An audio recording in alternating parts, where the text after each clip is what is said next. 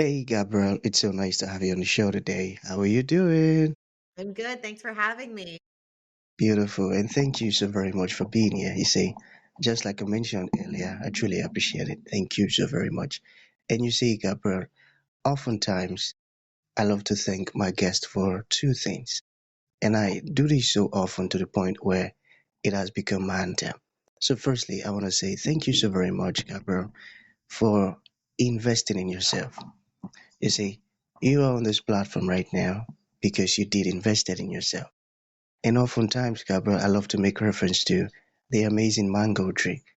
You see, some couple of months back, I was on a particular road, and just by the roadside, there was this very tall, unattractive mango tree.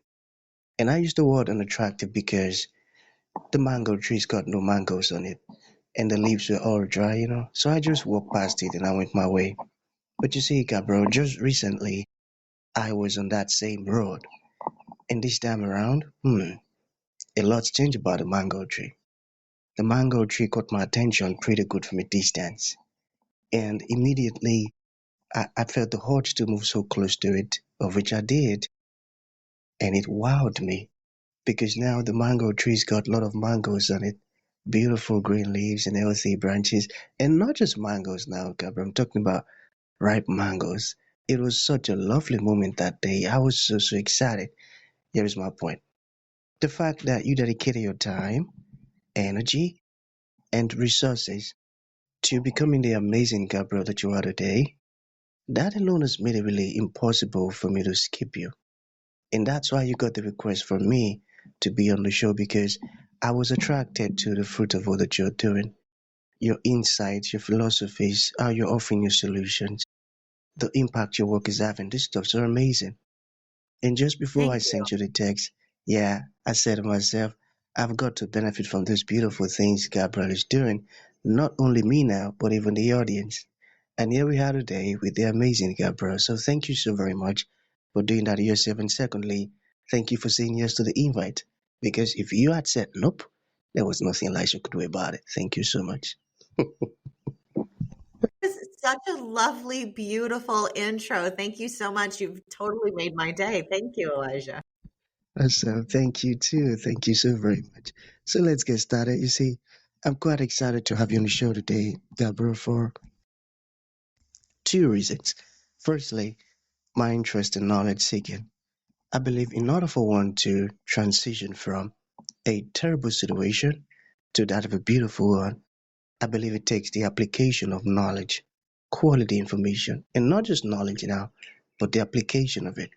And you see, Gabriel, ever since I discovered that light in the Hebrew means knowledge and darkness means ignorance, I've been so keen to knowledge seeking because I do not want to remain in the dark. So that's going to make our conversation today very important to me and even to the listeners.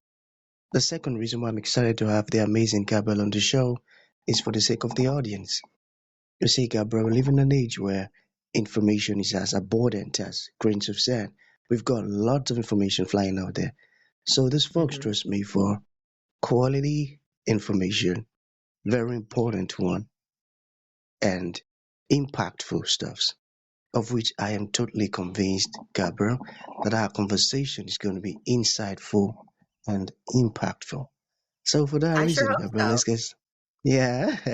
So You're for that setting a reason, let's really get high bar. I hope I can meet the standard. I believe you can. I trust you so very much. So for that reason, let's get started with your introduction. Talk to Let's us do about it. your personal, yeah, talk to us about your personal or your professional journey because right now we are so curious. We want to know how Gabriel got here. And afterwards, I've gotten some beautiful questions for you. Okay, Gabriel, over to you. All right. So, yes, my name is Gabrielle. I'm located in Atlanta, Georgia, in the United States, for people who are listening. I started a company 9 years ago with my business partner, and we do back office business services. It's a small operation, but we do really big impact. We have we do fractional support. So we have a full service accounting firm as a part of what we do fractionally. We have a full marketing agency as well. We do outsourced, well, it's in-house for us, fractional HR and fractional administrative support. And then we also hire full-time roles in our talent acquisition department, which is more like traditional recruiting.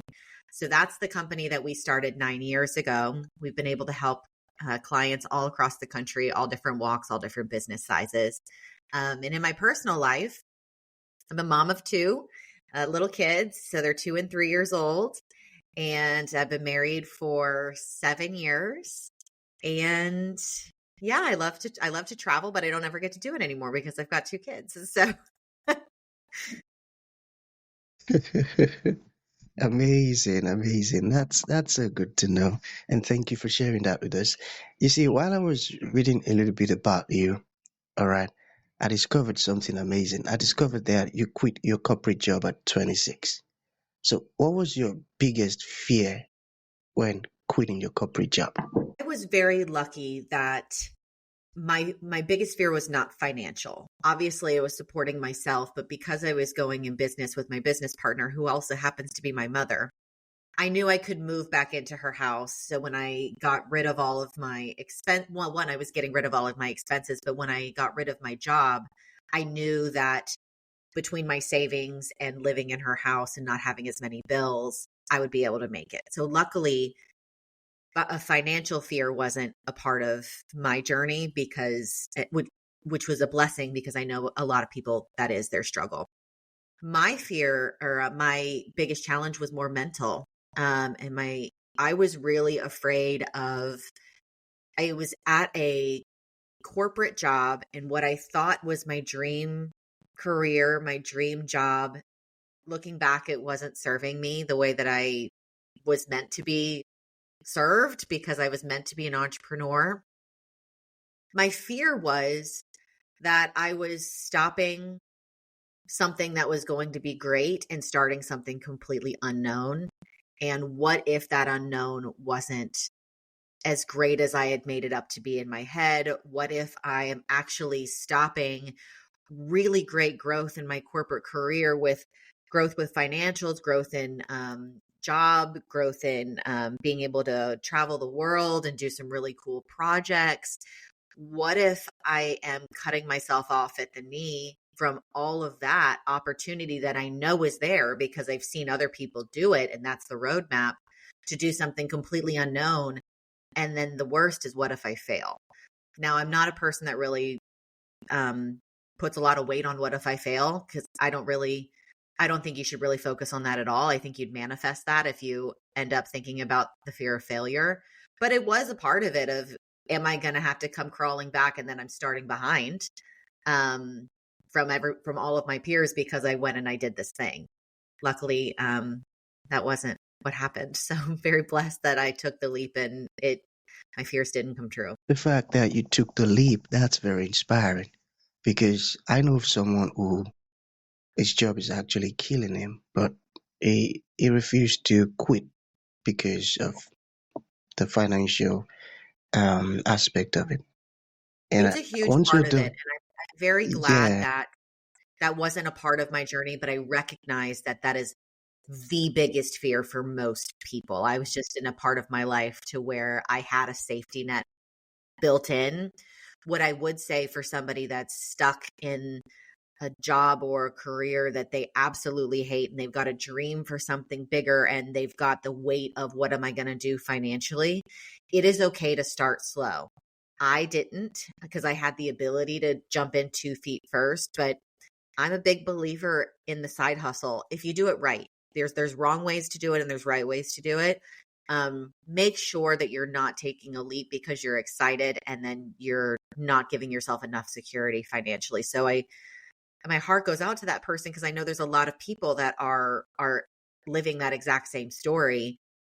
But I think that I would tell him that that's not the only thing that is for you. You can find your way out of it and into something better. I love the spot. It is okay to start slow. I love that. That's a beautiful one.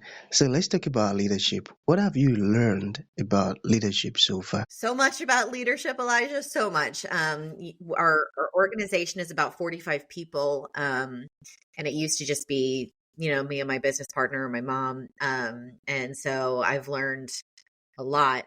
Probably the most important thing that I've learned, though, is all internal. You have to learn how to lead yourself first. If you're not leading yourself, you're not setting a good example, you're not modeling what you want from your people. People aren't going to want to follow you. And I think a good leader is a humble leader. And I think you can only be a humble leader as if you're currently working on developing yourself and getting yourself right and making yourself better. And then I think people will naturally follow leaders like that. That's true. That's true. I got that. So let's talk about your business. All right. Um. Okay. Let's do this. So, what were some unexpected challenges in your first years of business? Because I believe challenges are so inevitable. They are. I had every challenge you could think of, every single one. How to get our first Whoa. clients, how to keep those clients happy, people turning over, like I mean, all sorts of stuff. But the biggest thing that I overcome took a couple of years. Um, we did not have as defined of processes and standards as we have now. I knew we needed them.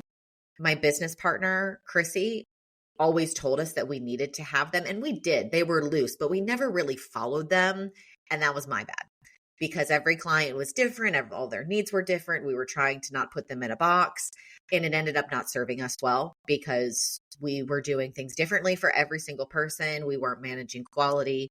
And so when I tell people as they're scaling their companies now, you have to start with what are your processes? What are your standards? Train off of those. You can always change them and adjust them along the way, but you need to start with something because otherwise, and another part of that too, Elijah, is that when you bring on new people, they are looking to you for guidance and teaching of how do you want me to do this? Because we didn't have anything standard, our people were confused too, as they should have been. So it really is a fundamental foundation of a business of making sure that your processes and standards are where you want them to be and they're representative of the business that you want to have. Mhm. I got that. I got that. Okay, so for the sake of the entrepreneurs that might be listening, and they ask questions like, how can they build a strong company culture? What would your response be? How to build a strong company culture really comes from the leader of setting your values and setting the vision of where you want the business to go and what's important to you values wise as a leader, and then living out those values and chasing out that vision every single day. They run in parallel with each other. You may not talk about them every single day. We do, but um, you get busy. You have to have a good vision of where you're going so everyone can rally behind that vision. But you're also going to fall to the level of your values. And if the people aren't all aligned on how they see the world and how they perceive circumstances and what's right and wrong, there's going to be conflict in the organization. Now, I'm not saying don't hire people that think differently than you and that look or feel or believe differently than you. Absolutely have that kind of diversity. You need to be able to have healthy conflict of like, hey, I don't think about it that way. But at the end of the day, everybody has to have the same set of core values, whether it's a level of honesty or service or wanting to give back to people, whatever that is. That's the through line between everybody and all of their differences. So that's what creates the culture. But again, they're looking to you as a leader. So if you're not living out those values and you're not constantly setting the course of where the company needs to go, it's really just going to be like fluffy stuff. So it is a Mm, business at the end of the day. So you still have to make sure that the organization is going to a destination. I got that as well. Okay, so what about this one? What common mistakes do you see business leaders make? Common mistakes. Oh gosh, there's honestly they're stretched too thin. And that's no fault of their own.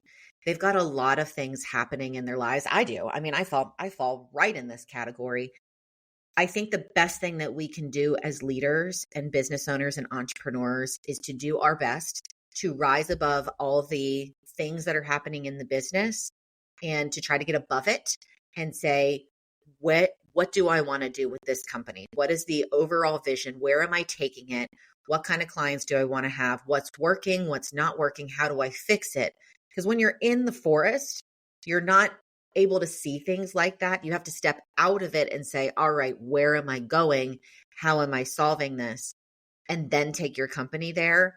But we're so busy doing so many things in the business that we just get distracted and we're not focusing on the business strategically as much as we probably should.